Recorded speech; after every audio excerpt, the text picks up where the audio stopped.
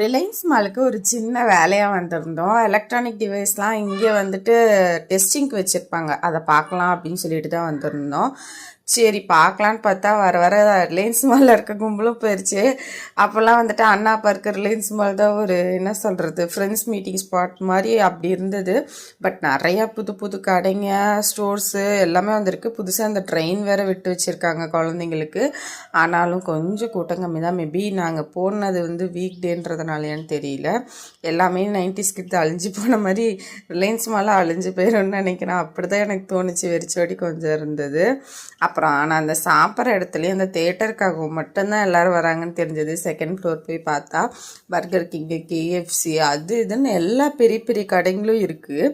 But கூட்டம் கொஞ்சம் கம்மி தான். நிறைய பேர் தேட்டருக்கு தான் வந்திருந்தாங்க.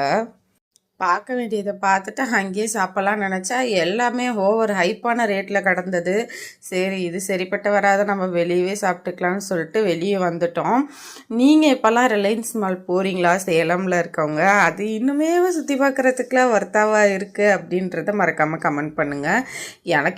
எனக்குமே போர் அடித்த மாதிரி தான் இருந்தது. ரேட்டும் எல்லாம் ஜாஸ்தி. உள்ளே போய் நம்ம சும்மா கூட சுற்றி பார்க்க முடியாத மாதிரி இருக்குது.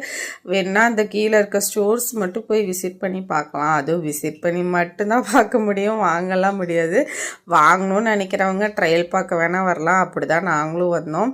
லேப்டாப்காக வந்துட்டு எவ்வளோ ரேஞ்சுன்னு பார்க்குறதுக்காக வந்தோம்.